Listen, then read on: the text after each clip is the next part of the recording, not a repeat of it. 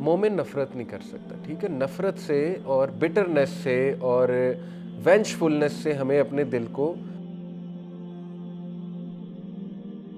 नमाज का क्या मकसद है? बहुत से मकासद हैं। सबसे बड़ा मकसद अल्लाह की इबादत करना, अल्लाह की शुक्रगुजारी करना। लेकिन नमाज के मैकेनिज़्म को अगर आप देखें तो वो कैरेक्टर ट्रेट्स बना रहा है हमारे अंदर। पेशेंस सिखा रहा है नमाज, सब्र सिखा रहा है नमाज, हमें एक कंपोजर सिखा रहा है नमाज, जो है हमें डिसिप्लिन सिखा रहा है। ये तीनों गुड कैरेक्टर के बड़े इंपॉर्टेंट एट्रीब्यूट्स हैं। इसी तरह दीगर आप इबादत देख लें, आपको नज़र आएगा वो हमें गुड ट्रेट्स पैदा कर रहे हैं। तो ये इब्न अल क़य्यिम कहते हैं कि शरिया in its entirety only creates noble morals. शरिया का मकसद है नोबल मॉरल्स क्रिएट, क्योंकि इंसान अच्छे हैं तो दुनिया अच्छी है, इंसान करप्ट है, इंसान ख़राब है तो मामलात ख़राब हो जाएंगे। इसलिए बहुत ज़रूरी। अहदीस की तरफ आते हैं। रसूलुल्लाह सल्लल्लाहु अलैहि वसल्लम ने फरमाया, सही मुस्लिम की हदीस है, अलबिर्रु हुस्नुल खुल्क। राइटियसनेस, अलबिर कहते हैं नेकी को, राइटियसनेस को। Righteousness is good character. जैसे डॉक्टर इसरार रहीमहुल्लाह का एक सेंटेंस बहुत वायरल पिछले दिनों हुआ, बहुत खूबसूरत बात, छोटा सा सेंटेंस लेकिन इसमें पूरा एक ख़जाना है। उन्होंने कहा कि अगर आप किसी को तकलीफ़ में देखो और आप उसकी तकलीफ़ को फ़ील ना करो और उसकी मदद ना करो, तो आप आबिद तो हो सकते हैं, हाजी तो हो सकते हैं, लेकिन आप नेक नहीं हो सकते। ये नेकी नहीं है, किसी को तकलीफ़ में देख के छोड़ देना। तो ये इसी से मुआशरा बनता है ना, किसी को तकलीफ़ में देखें तो उसकी मदद करें। तो राइटियसनेस नेकी गुड कैरेक्टर है। And sin is what wavers in your heart. और गुनाह जो है वो है जो तेरे दिल में खटके। गुनाह की डेफिनेशन है खटकने वाली चीज़, खटक रही है वो चीज़। And you hate for people to find out about it. और तुम्हें ये पसंद ना हो कि लोगों को ये पता लग जाए, तो वो गुनाह की डेफिनेशन। बहुत से लोग कहते हैं ना कि कहीं मुझसे गुनाह तो नहीं हो रहा। तो जो चीज़ खटक रही है, डाउटफुल है, उसको छोड़ दें। यही है इसका सलूशन, यही है। फिर इब्ने उमर रज़ियल्लाहु अन्हु ने कहा, the servant will not reach the reality of तकवा until he leaves what wavers in his heart। सही बुखारी में उनका कौल है, इब्ने उमर रज़ियल्लाहु अन्हु, उन्होंने कहा कि एक इंसान तकवा नहीं रीच कर सकता जब तक वो उसको भी ना छोड़ दे जो उसके दिल में खटक रही है चीज़। तकवा रीच करना है तो फिर यही बात है ना कि डाउटफुल को भी आपको छोड़ना पड़ेगा। ये आंसर है। बहुत से लोग म्यूज़िक पे सवाल करते हैं, आर्ग्यू करते हैं म्यूज़िक हलाल है कि हराम है। चलो मान लो म्यूज़िक डाउटफुल है, ऑल्दो इट्स वेरी क्लियर कि हराम है, लेकिन मान लो डाउटफुल है, लेकिन डीप डाउन इनसाइड आपके दिल में वो चीज़ खटकती होगी। I am sure about it. आप यूथ से पूछ लें। देखिए, जो चीज़ लोग गाने सुनते हैं, नमाज में वो गाना रिपीट हो रहा होता है। बहुत से नौजवानों ने मुझे कहा वो गाना हमारे माइंड में चल रहा होता है इवन नमाज में। तो ये चीज़ कैसे अच्छी हो सकती है? एक चीज़ नमाज में खलल डाल रही है, आपके पर्पस ऑफ लाइफ में खलल डाल रही है, आपके कॉन्सेप्ट्स डिस्टॉर्ट कर रही है। गाने जो है वो सिर्फ म्यूज़िक तो नहीं है ना, लिरिक्स भी है। लिरिक्स जितनी फिलॉसफी ऑफ लाइफ डिस्टर्ब करते हैं, इससे ज़्यादा कोई और पर्सनैलिटी शेप कहाँ से होती है? जो चीज़ हम सुन रहे हैं उससे तो गानों में पूरी पर्सनैलिटी शेप होती है इंसान की। तो इसलिए ये चीज़ हमें देखनी चाहिए। तो good character is the result of a pure heart that is free from spiritual diseases like envy, malice and arrogance. Good character के कुछ इंडिकेटर्स ये हमें बताए हमारे असलाफ ने। वो क्या है? नंबर 1 कि आपका दिल जो है वो कल्बी बीमारियों से पाक है। वो कल्बी बीमारियां क्या है? हसद। हसद जो है ये जेलसी से थोड़ा मुख्तलिफ है, इसको समझ लें। जेलसी में ये होता है कि बस वो एक नेचुरल इमोशन है, आप अपने भाई से जेलस हो गए, वो नेचुरल है, आ जाता है। आप किसी दोस्त से जेलस हो गए, परफेक्टली ऑल राइट। हसद ये है कि आप जेलस होकर ये विश करते हैं कि ये बंदा डिस्ट्रॉय हो जाए।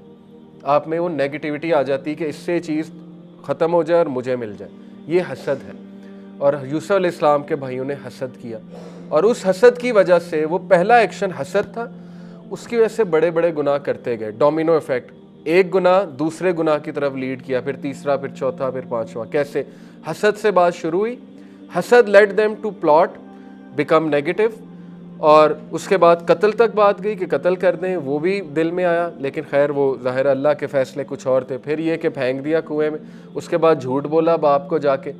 तो ये गुनाह पर गुनाह, हसद बाकी गुनाह करवा रहा है। तो हसद जो है बहुत बुरा है इंसान के लिए। हसद से पाक हो उसका दिल, मैलिस से पाक हो। मैलिस से नफ़रत। मोमिन नफ़रत नहीं कर सकता, ठीक है। नफ़रत से और बिटरनेस से और वेंचफुलनेस से हमें अपने दिल को क्लियर करना होगा।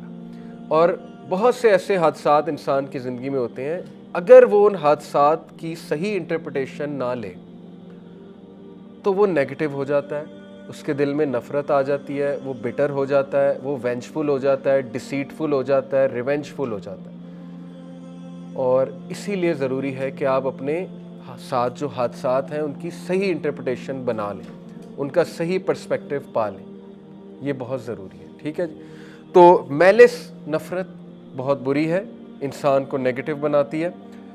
और एरोगेंस, गुड कैरेक्टर में एरोगेंस नहीं हो सकती। रसूलुल्लाह सल्लल्लाहु अलैहि वसल्लम ने फरमाया कि वो शख्स जिसके दिल में राई के दाने बराबर भी एरोगेंस है वो जन्नत में नहीं जाएगा। तो सहाबा बड़े घबरा गए, उनका या रसूलुल्लाह हम तो अच्छे कपड़े पहनते हैं, तो क्या वो भी एरोगेंस में आता है? स्त्री के कपड़े बंदा पहने, कभी कभी बंदा जो है वो ज़ाहिर है कलफ वाले कपड़े पहन लेता है, तो क्या वो भी एरोगेंस है?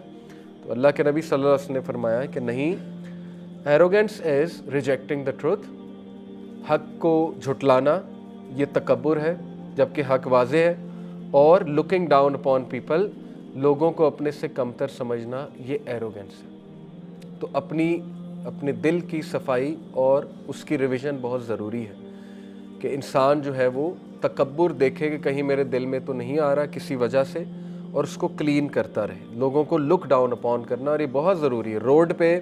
रोड पे भी तकब्बुर आ जाता है। आपके पास कोई बड़ी गाड़ी है, आप फुल स्पीड के साथ छोटी गाड़ी के सामने से यूँ गुजार के निकलते हैं, तो वो मेरे नज़दीक वो लुकिंग डाउन अपॉन पीपल।